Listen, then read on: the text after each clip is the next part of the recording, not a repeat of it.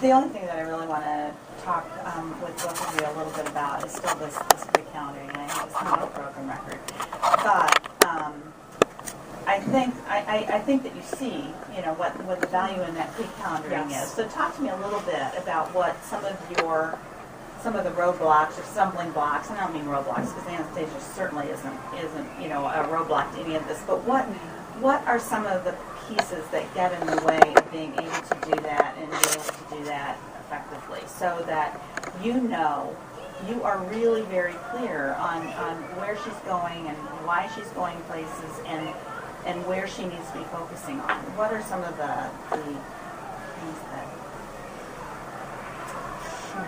I don't know. I think I would just say there are just so many changes that take place during the week. And again, it focuses on getting that pre-calendaring done. You were so right. And I don't know if she's holding off because there are changes that take place during the week. What stops you from asking her that? That's a good question. That's a good question. I don't know. It's to get this, to me, to get this block scheduled like we have today is a really big success. To get this far scheduled is a success for our building. It's like scheduling anything over that time for some reason seems to be very hard. And I don't know why I can't pinpoint. I don't know. Are you wanting to have the whole week scheduled ahead of time, or and more. then Friday schedule all of next week? And it's not what I'm wanting, but what I think we are learning is that, you know, it's just about, it's like the conversations that we have all the time about really being intentional and being focused. Mm-hmm. If you're really intentional about the calendaring of time and the time is focused, those interruptions that you're talking about are going to be less likely to happen. Those changes that you're talking about are going to be less likely to happen. If you've got something on this calendar, it is a lot harder to move it. But if you've got white space here, it's really easy to say, okay, well, I didn't get to this thing today because I know that I've got some time on Thursday. But if you don't have that, time blocks are for you.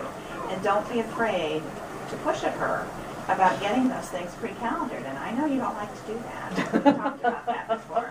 But, you know, as disciplined as she can be, as focused as she is and believes she is, as much as she knows in her head what she wants to do, I do believe some of that still gets lost because it's not on the calendar. So it's better to have this all filled up and go back and make a change later is what you're basically saying, instead of having this white area. Okay. Because for one day, that's a lot of white area. Yes. And all it does is give her the ability for those other 3 days of the week to say, okay, this interrupted this, that's okay, I've got time. I'm using Time Track, but let's get back to looking at Is that that something data that, once a week.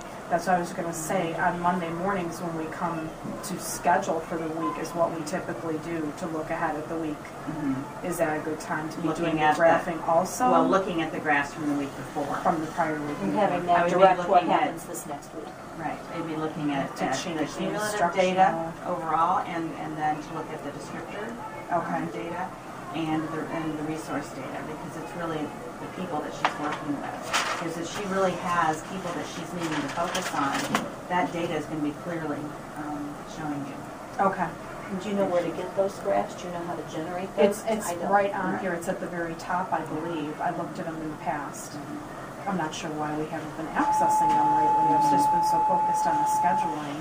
Well, and I she's think been that doing a lot of work sharing. we got focused then on the week-long, the data collection, and Anastasia loves to be with the students. And that came across from the very first time she interviewed for the position.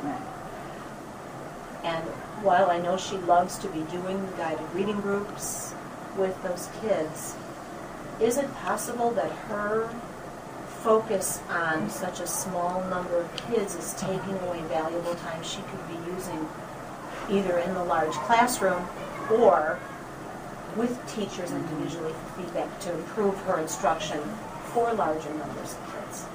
Yeah, and that was kind of behind my question to her about what, how is that how is that work informing the work that she's doing then with teachers? And I believe that to this point, she definitely has believed that it's, she had to be in the trenches, so to speak, in order to be able to have conversations with teachers around what the expectations were. But you are absolutely right, and within your rights to be now pushing at that. Is this the best use of your time? Have a conversation again around what she is really trying to, what impact she's really trying to have through the work that she's doing, and is she focusing and spending her time in the areas where she